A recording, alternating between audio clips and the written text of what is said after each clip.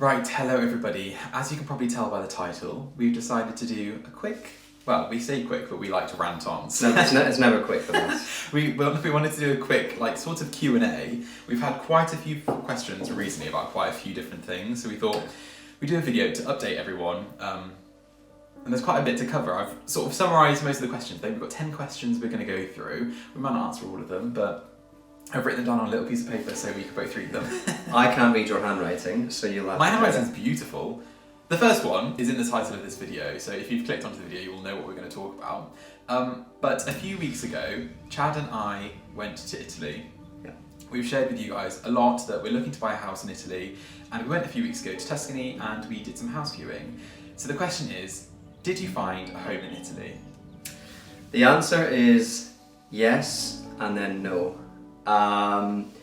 We looked at about 7 houses while we were there. The market's actually not that hot when we went. It was maybe a little more on the quiet side. Many of you will be wondering which agent we went with. We actually went with someone who's well known on YouTube, a man called Nick Varand from Abode and Victoria. And they're both English, but they specialise in buying houses in Tuscany, especially for foreigners, so perfect for us. And they showed us around 6 or 7 properties. Now, most of them we didn't like. Again, there was nothing wrong with them, they just didn't tick the boxes for us. We kind of did a little bit of a walkthrough last time. But one of them, we pretty much fell in love with, or at least most of it. And it's just a real shame because it's now been snapped up by someone.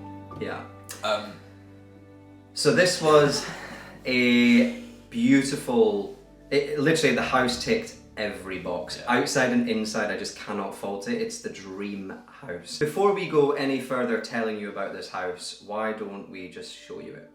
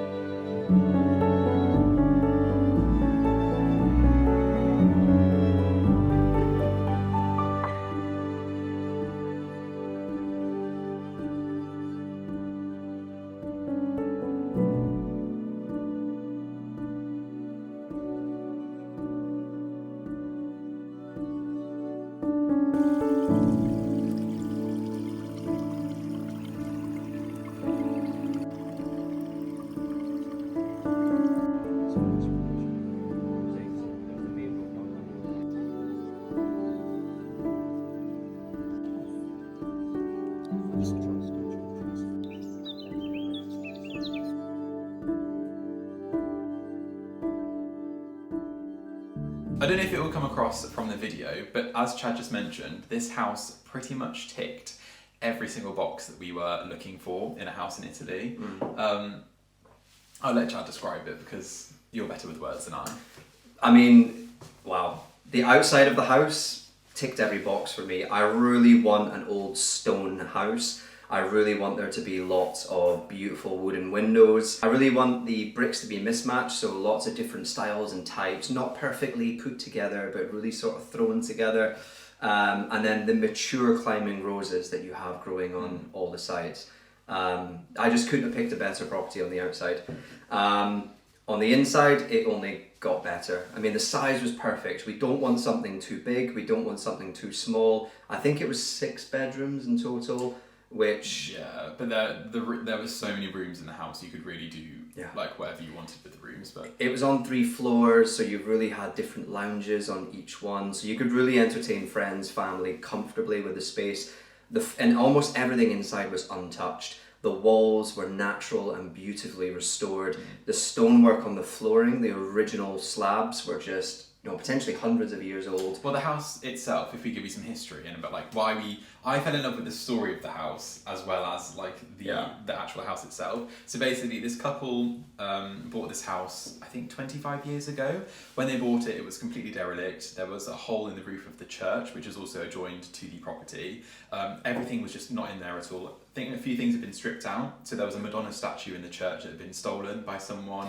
All the original floors downstairs, I think, all the terracotta they put back in, but everything else was taken out, and it was basically just stripped back. So this couple have, I can't even describe, lovingly restored this property over 30 years, over 25-30 years, and you can just tell that they put their heart and soul into this house.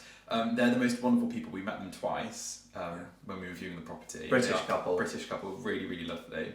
She's Canadian, actually. She is Canadian. But we just fell in love with the story of this house. She's actually written a book about the house. She's done all of the research because this house dates back to, I think, 600 years old. I mean, it's on Etruscan land. It has Etruscan roots, essentially, the house, to give you that's before Italians and Romans were Romans, they were called the Etruscans in that area. Yeah. And it's just the history of this house is absolutely incredible. And the reason we haven't talked about it is because we really wanted it. So we wanted to keep it top secret. Quite a few of you asked for our agent details, and we decided at the time it wasn't probably best to give them out. Yeah. But life happened. So long story short, you saw the video yourself, you'll see how stunning this house was inside and out, and we wouldn't have had to really go heavy on restoration. We just really would have had to change some bits like the kitchen and like decor. Mostly just decor than anything else. Yeah. I also fell in love with the chapel that's attached to the house. You saw yourself the incredible high ceilings, the original stonework. For me, that was going to be a space where not only we would host, so we would have a nice long running table, but it was also going to become a little mini museum for guests. So there were so many artifacts about the house and the property that we could just put in lovely little glass containers and really make sure it's an area not just where you host and you dine, but also where people can kind of learn about the property. Yeah. So there's so many different things about this house we could talk about for hours, couldn't we? Yeah, the list is on and on, but this ticked every box for the house. Where it didn't tick boxes, for me anyway, was the land. Now, I liked many things about the land. I loved that you had to drive up the hill to it. I loved that there was a natural stream next to it. I love that it's a nature reserve, so there's no houses nearby, no neighbours, you are isolated. Yourself, yeah. But and it also, just to mention, it also came with a meadow and its own little, it had an amphitheatre, I think that's what they called it, a natural amphitheatre. So they used to host little concerts and gatherings down there. It's beautiful. But most of the land is hill. Yeah. So you have a lot of land where you could have an olive grove and a vineyard. But most of the land is sort of mountainy, hilly, that you would... Forest-like, yeah. Yeah. But the one thing it didn't have, and it was important to me, was it didn't have any breathtaking views. Now, the views were basically just of trees and forests. Everywhere you looked, you were just surrounded by mountains, and they were packed to the brim full of trees. And that is lovely in many senses, but when you buy a house in Tuscany, you really want to see the rolling hills.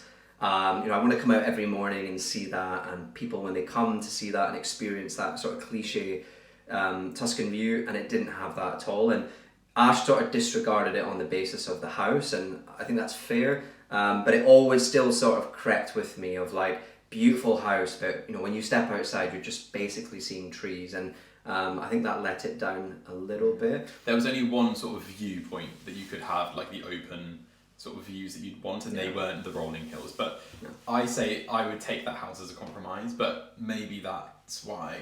And we're a firm believer if things work for a reason, things happen for a reason. Yeah, I truly do believe that everything happens for a reason, so that if you don't get something, it wasn't meant to be. The reason we didn't get the house, and many of you will be asking, well, you loved it so much and you wanted it, why didn't you get it? Truth be told, it was over budget. And over budget by a few $100,000, what we wanted to pay. And then that doesn't include all the additional fees that come with buying a property, such as taxes, agent fees. So it was even more when you take that into account. We were working on our side to get access to more money and get down on it, but before we were able to do that, someone else came in and snapped it up, because the problem is, we were speaking to a board about this, most people who are buying properties there, they're often not doing it as a second home, they're actually retiring in Italy. So they're actually selling up in their home country and they're buying a property to retire in Italy. Or alternatively, they are the super, super rich who are moving to Italy for tax reasons. Italy has this new sort of wealth tax that is incentivizing a lot of people. So we're sort of outcompeted. We're basically just outcompeted. Someone offered above asking and wanted to buy all the furniture that came with the house as well. We didn't want to buy the furniture, but yeah, that's why we lost out. So the reality is, someone just cash buyer swooped in, offered straight away, and we needed a little bit more time just to gather more funds. Indeed, and as heartbroken as we were, because this property, genuinely we both fell in love with this, it was the 5th property we'd viewed. So we are very much... Obviously, you want to go to Italy. If you're looking to buy a house abroad, you want to go there and find a property. But it was our first time sort of really truly spending some time viewing houses. And is it responsible to purchase a house on the first time you're viewing a property abroad? Probably not. Estate agents will tell you yes, because they want to sell. But the reality is, it would have been a little bit silly of us just to jump. Because again, we'd only been with the one agent who we loved, but there are a lot more properties out there. Another thing that was itching me a little bit was, I wasn't mad for the location. Now, it technically was in Tuscany, but it was very close to the border with Umbria, and the closest city to it was Arezzo.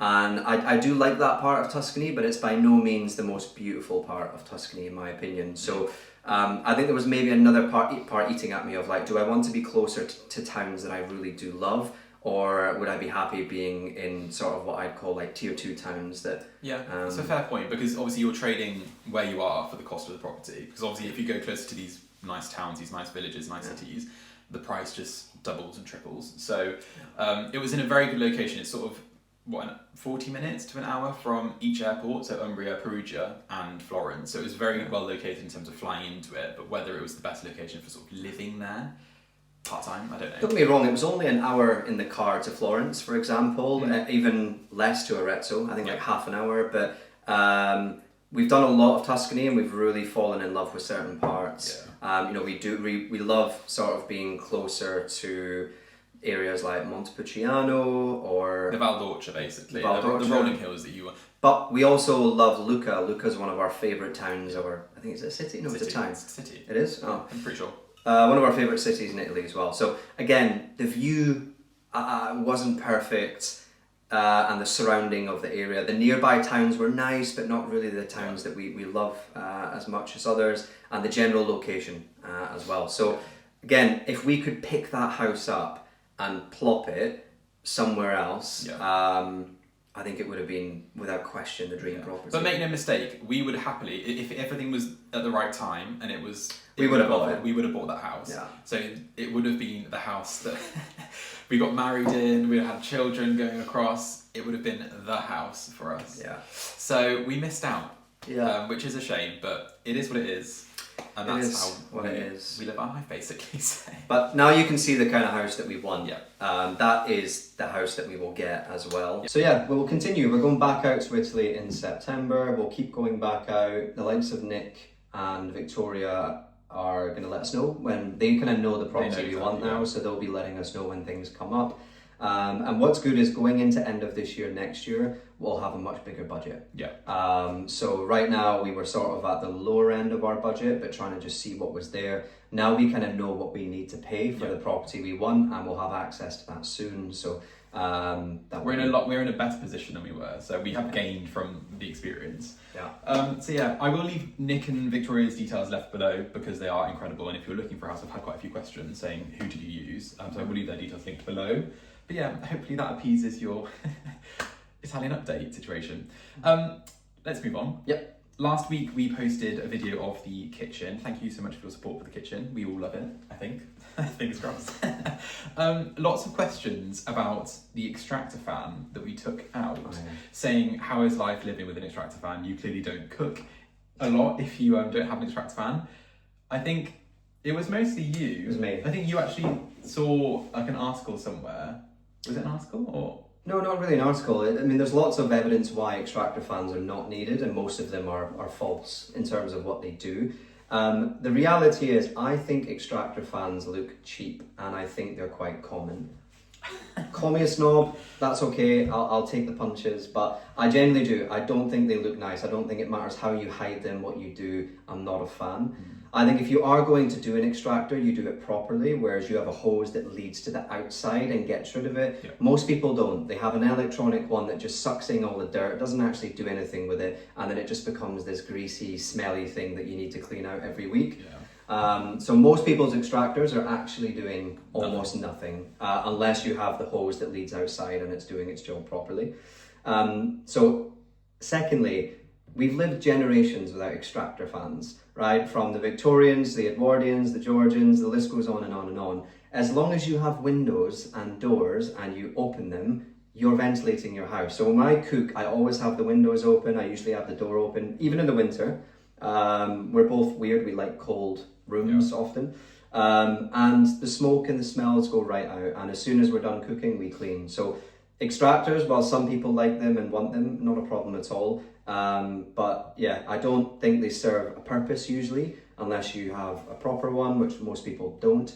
And I equally think they're not very aesthetically good, pleasing to look at. And thirdly, they're just not needed. Just ventilate your kitchen. I will add in a point. Legally, I think new builds are required to have extractor fans. Because new builds are made from cardboard. Agreed. But for like fire regulations or something, that's something you need, but we don't fall into that category, so I've had quite a few questions about that as well. So this is a legal construction. And also, I'm not slating, I want to be clear, I'm not slating anyone who has an extractor and saying, oh, I know I say it's common, that's just a joke. But just if you chose to have one or not have one, you would choose not to have one. Exactly. If your kitchens just come with one or whatever, not a problem at all. Maybe you like how they look and that's absolutely fine. Yeah, I would just say if you can sort of build it into like a fire breast or like a chimney where you can't see it and it already is there, then that would probably be the best function and aesthetic that you could choose, because you're hiding it within a structure that's already there. Yeah. But I think to build something out, because we were debating on whether to do that with this, to build like a fireplace, but it just doesn't make sense. So but honestly, if like us, you don't like them and you have one, fear not, just rip it out. It's not a problem. Open your door, open your windows, you'll be good. You'll be fine. Third question was also about Fenton. If you saw last week's video, He was very popular, wasn't he? Sorry, darling, I know you're sleeping. Then we now have a new member of our family. Sorry, he's very sleepy. Fenton, lots of people have asked, is he a cocker? Oh, look at him. Is he a cocker spaniel? Is he a Springer spaniel? He is a clumber spaniel, a bit different. He will be getting very big. He's only 9 weeks old this week. Oh, I can hear him. But he's a little angel. He's very naughty when he wants to be, but he's a really well-behaved dog so far. So, yes. Yeah. I should say as well, so they're very rare dogs. You don't see them very often. There's only a few breeders in the UK. Well, reputable ones anyway. And if anyone is interested in the UK in a Clumber Spaniel and would like the contact information of the breeders we know, who are Kennel Club, they've done it for years, we'd be happy to share that. Yeah. And also, I didn't mention last week, but when we bought Fenton, it's like the ideal situation of how you want to buy a dog. They're really, really lovely breeders. I think, mother and daughter. Yeah. They have a farm, they breed horses. They have the great-grandmother, the mother of Fenton, and then the sister, and they also have the half brother next door who I think their like family member owns it. So it's like the ideal situation. We've seen all the family, and we just gonna be happy with him. So. Yeah. And good news is Clumber Spaniels rarely have any health issues. They're very healthy dogs, and they typically live till they're 15 human years. So no repeats of last time. No. So whereas Dougal, who was our first dog and who we loved, the breed of a Sharpei is renowned for health problems and lower lifespans. So we also kind of learned that lesson as well. So, moving on. The next question. Would you ever consider becoming an interior designer? Do you know what? It's something you always sort of used to say to me, that I could sort of contract and do it on the side as part of my sort of content creation. And in all honesty, it's just not something I have ever really considered doing properly. I think I would do it maybe if the right person came along and it felt right. But it's not something I'm actively looking to go down in terms of like route for work, my main occupation. I love what I do at the moment, and it works really well for how we live our lives. So I think there's always a possibility of if it comes up, I'm happy to help. I think if someone interesting came up who you wanted, you'd help and advise. But I think there's another thing that you say a lot that I respect as well, which is not to insult the interior design industry, because just being good at decor and DIYing your house doesn't make you an interior designer. These people go to school, they study, there's a lot of maths and technology to it nowadays. And I think sometimes people just saying, I'm an interior designer because they put stuff out there. You're pretty good at saying, look, I love home decor and I'm very good at it, but I'm not a interior designer. No. But then one could argue as well, do you really have to go to university to become an interior designer when you're naturally you have an affinity for it? So I see both arguments, but I don't think I would insult someone saying I'm an interior designer, because I'm not. I wouldn't be able to do half the things they could do. So because there's a lot to it. There's a lot around like colours and how they work together, fabrics and how they work together. Also, a lot of interior designers are very good at, they have their own tradespeople, and there's a lot more to it than just saying, this is the colour you should go with. Next question. This is a personal question. Is it? We've answered this before, I think. How did you two meet? A. And when did you know each other were the one? So we've done how we meet before, so we won't blah blah there, but essentially really boring, not very romantic. It's true. We literally really boring, thanks. We met over Instagram. Like that's like the least interesting thing ever, right? Some people have really nice stories, and we don't. We don't. Truth be told, though, we absolutely hated each other for about 8 months. Usually a bit longer than that. Maybe even 12. But usually people date for like 2-3 months and then they cut it and they're like, yeah or nay. We should have done that in the sense of like that's the normal thing to do. It was clearly not what you wanted, it wasn't what I wanted, we weren't really clicking, we were very different people. But we gave it time and we just sort of kept ploughing along, and then by the time we were sort of maybe, I would say like 11 to maybe up to, close to a year of dating, it just changed. It's weird. It just, we can't remember the moment or the point. I wouldn't say it didn't, that we both don't remember the point, but I would say you were very good at sort of communicating. So I think we sat down and had a proper conversation and said like, what we're going to do moving forward.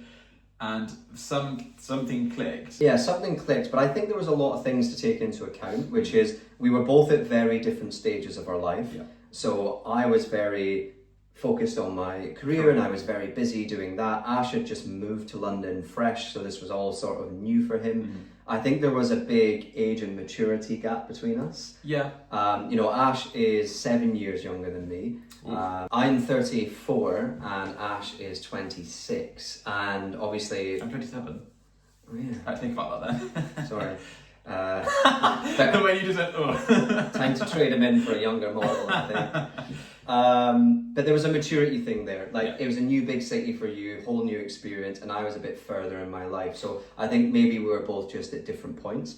But yeah, I think the moral of the story here is give things time. Yeah. I think people are very too quick to just cut ties with people based on very sort of premature early experiences. It's a very modern thing, whereas I feel like it's more traditional. You hear about couples that have been together 50, 60 years, and the thing they always say is just... Same thing as well, like you look at divorce rates in the West now, and they're like upwards of 50+%, and Part of that is people maybe rushing into marriage. Like, one thing I'm a big believer in is don't get married after 2-3 years. I think it's the worst decision you'll ever make. Hear me out.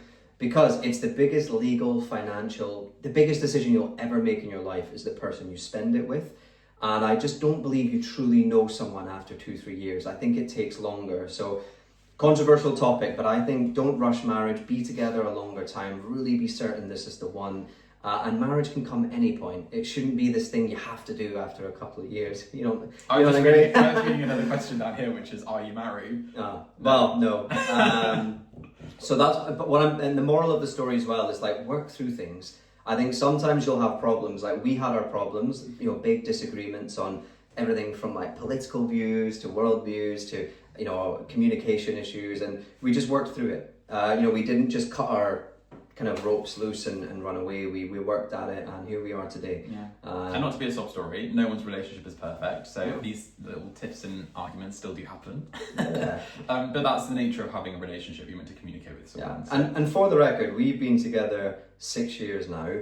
We spend all of our time together. I was often in a view of like, you need distance, and like, we literally are always together all the time doing everything, and that would usually drive most people crazy. But because we communicate, because we work through our things, because we've learned to accept the other person for their faults and their flaws, it's fine. So I'm glad we did. Here we are 6 years later. Could you sound any more bored then? Sorry. How funny. I mean, it's like a car. Every few years, trade it in, get a nicer model. So if there's anyone out there, Chad's number will be down below. We're not married yet. No, we are 6 years in and not married. We're not even engaged yet. But it is on the cards. But we've just been so busy. I would say life just hasn't turned out. We haven't gone in that direction yet. Our life is not at that point in time yet. So genuinely, we've just been so busy with my career, Ash starting his new career doing this, getting dogs, all the stuff we've had to do overseas. Next question. What do you both want to have achieved by 50? I think we both will have very different answers for this. You go first. I was going to say, I think on our first date, I always said to you, I wasn't really the most ambitious in terms of career, but I've always wanted a family, I've wanted a nice home, I've wanted like a nice quality of life. Joe, can we touch on that? Because I think it's a really important topic, which is, that's kind of what you wanted, and there should be zero shame about that. Not everyone needs to be super career driven and a workaholic. Some people want to be homemakers, right? They want to make a beautiful home and raise beautiful children and be there as that homemaker. And I think that's an amazing thing. And I think in the West especially, we've forgotten this, that we now sort of belittle people or look down on them because they don't want to go out to career and be workaholics. And I think a big part of it is why you see so many broken families, because you have two parents who never see their kids, never spend time together because they're both working like crazy. You could argue financially today that's just needed. So that's the reason. There's lots of ifs and buts, but when I meet someone, it's quite refreshing, whether it's friends of mine who are women and men who are like, actually, I do want to be a homemaker. I want to be home with the kids. I want to be baking and making nice food and creating a beautiful home for my family. I want to be there for my children, teaching them great skills.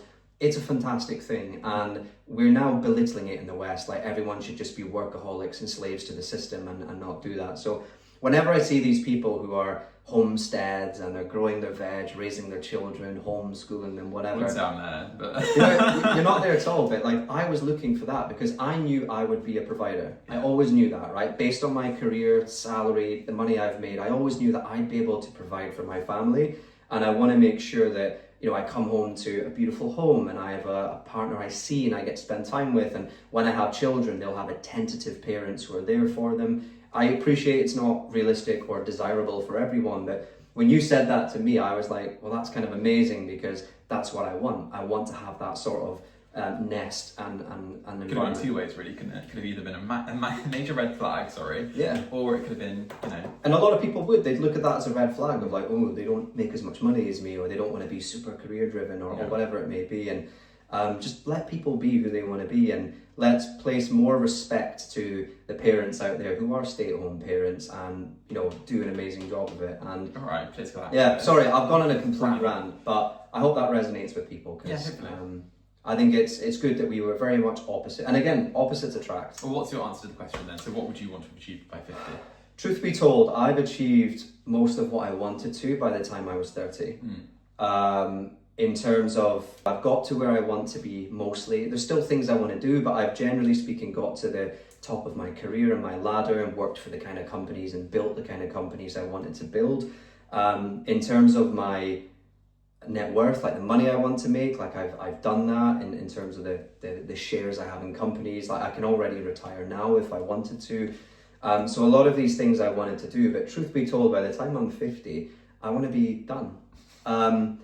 I actually don't, there's a lot of people, a lot of friends, associates of mine who want to just work till they're dead. They want to keep being CEOs and building companies until they're 70, 80. I can't think of anything more depressing. I think you spend your younger years working like crazy so you can really live and experience life in your elder years. So by the time I'm 50, I'm going to be having my beautiful townhouse in London. I'm going to be going out to my house in Italy. I'll be making my own wine.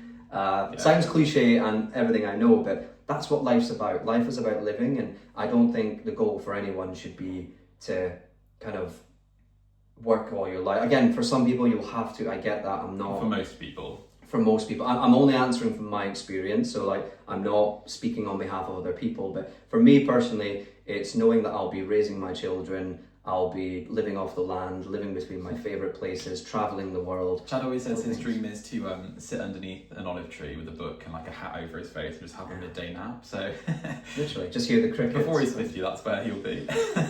So again, that's not a lack of ambition. It's just switching it around. I've spent all my 20s and 30s working my fingers to the bone so that I can do that when I'm older, and that's my goal. Do you have a cleaner? Currently, it's myself. You don't clean. So we have different cleaning roles. I don't know if this is normal in your relationship, but for example, Ash cannot load a dishwasher. I can load a dishwasher. No. The efficiency of a German, I can't. I have like OCD in the sense of like things need to be in a certain way, and they should be the dishwasher. Ash will fill the bottom rack, which is where the water shoots up. He'll place things this way over it, so the water doesn't get to the top.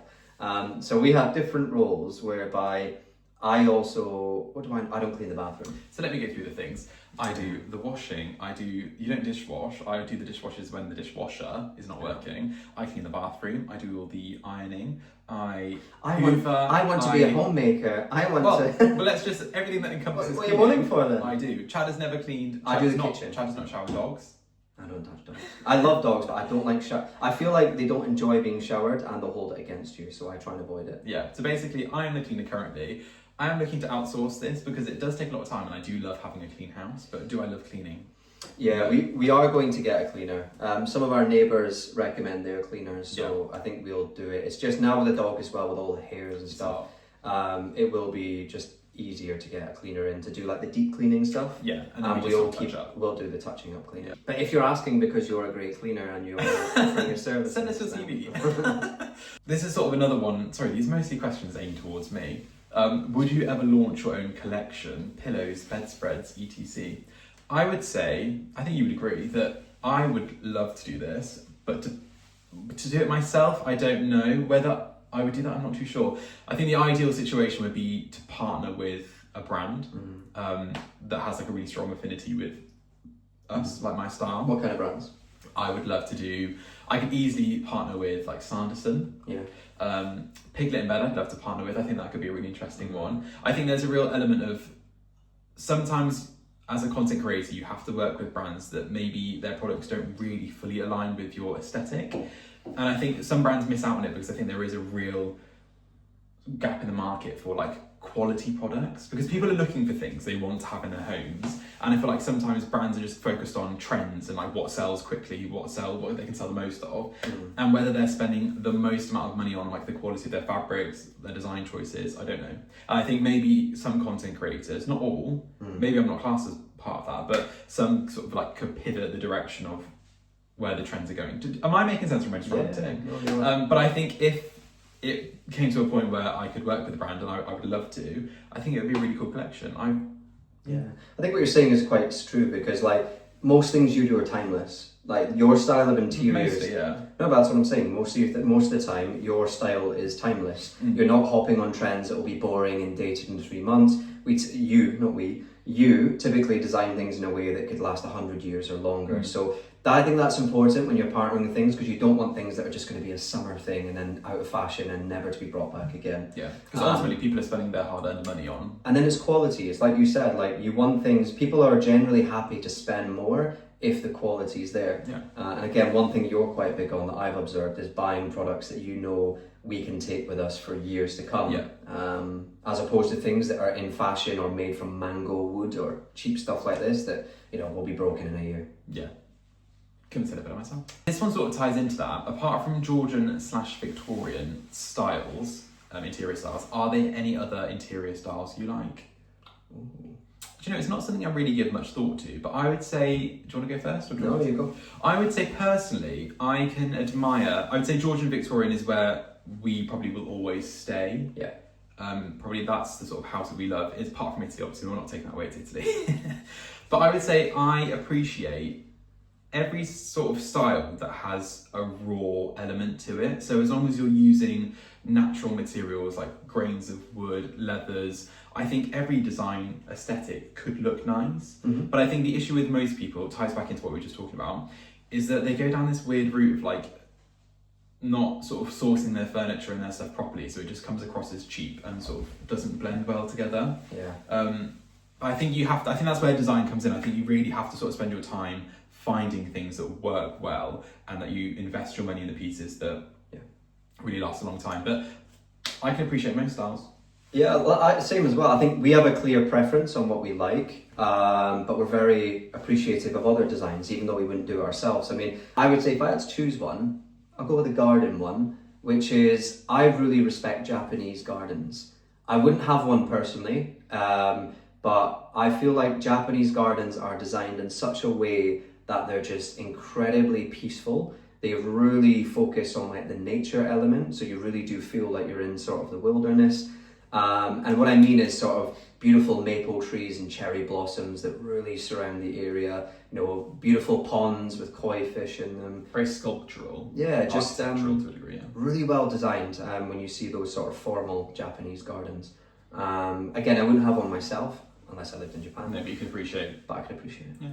Interesting. I didn't really answer that question. No, I mean, what would be? I think you often like sort of the New York loft style. I do like an industrial, lofty, like an old London warehouse. I do really like that style, but I'm not a big fan of like, I do like exposed pipes, exposed electrics if they're done well, like in nice encasements. But I think my style would then be to sort of juxtapose that with more sort of traditional furniture and traditional settings. I think I think you can get nice blends sometimes. But again, with the lofts and all the sort of like big warehouses, I think the main importance is keeping the raw exposed bricks, the big sort of like dirty tattered windows. I think that adds into the aesthetic of the property. So I think, like Chad's saying, honour the home itself by sort of emphasising the elements that are traditionally there. That comes to the end of the Q&A section of this video. I think what we're going to do now is just quickly maybe do like a styling video of the kitchen. I need to organise some of like the pantry bits, maybe print some labels, and show you guys like the styling process of the kitchen. Yeah, I think I missed off last week. So. We'll strip off all this decor you see. A lot of people wanted to know, how do you sort of place things? So Ash is going to take it all off and then one by one put it back on and hopefully give people a bit of inspo.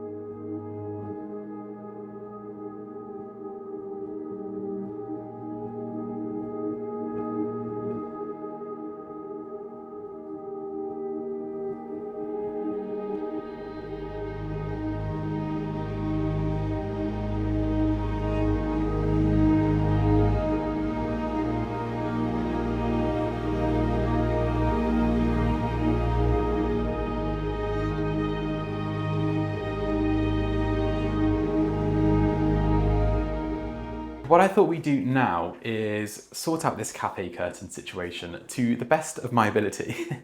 Last week's video when we did the kitchen reveal, you would have seen we don't have it anymore because we've parted with it, but I put up a more affordable curtain rail just in the center of here. I'm pretty sure I recorded it and included it in last week's video. And then I quickly popped like a pink tablecloth linen through my sewing machine just to create a curtain quickly to see what it would look like. We really do love the cafe curtain style, and I think it would look really nice in here when it's done properly. So Chad placed the order for this the other day. I think it came to £150, which, depending on how you look at it, can be quite expensive, but for the quality of the products and from DeVol, it's not that badly priced. It's similar to the pot rail on the other side of the kitchen, but this one is slightly thinner in diameter. Circumference, diameter. Maths is not my strong suit. But what we're going to do today is pop this onto the wall. I'm going to have to cut this down because they come in meter lengths. And I think our window stretch is about 1 meter 47 centimeters. So I'm going to have to cut this down. It comes with a middle connector. And because this brass pole is slightly thicker, it doesn't sag in the middle, which is what happened last week, and it's I think why a lot of you commented you didn't like it. But this one is going to have to hang on the edge of the window. So instead of being on the inside of the window, it's going to have to hang around here. So I'm just going to mark this all up, cut this down. I think I'm going to make 2 cuts on either side. So let me just measure this really quickly because I don't want to make any mistakes with this expensive curtain rail. I'm just going to really quickly pop this fabric onto here. This DeVol curtain rail comes with some really nice little brass clips. In comparison to the ones I ordered last week, these just look a little bit classier. There's more of like a groove and they look a bit more, I'd say they look a bit more Victorian actually than the other ones. So I'm just going to pop these on here now. Again, this fabric will not be staying. This is just a temporary fabric. I still haven't found one that I like. A lot of you have suggested lots of fabric companies, so thank you so much for your suggestions. I am looking through them. I think Chad and I have both settled. I think Chad still wants me to test the gingham. I'm not too sure, but I think we've settled on something that's more of like a taupey, creamy biscuit colour, possibly. So I think I'm going to stop it on this first tongue and groove panel.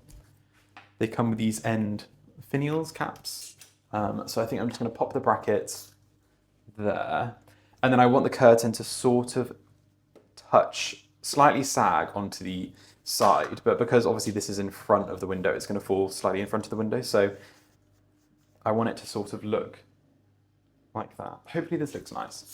So I'm going to use this wire cutter that I ordered on Amazon a few days ago. It's the best thing that was reviewed on Amazon. You basically pop the pipe through here and then you spin it around and then it cuts it for you. So I'm just going to do that really quickly now. I still haven't measured yet though, so let me just measure really quickly.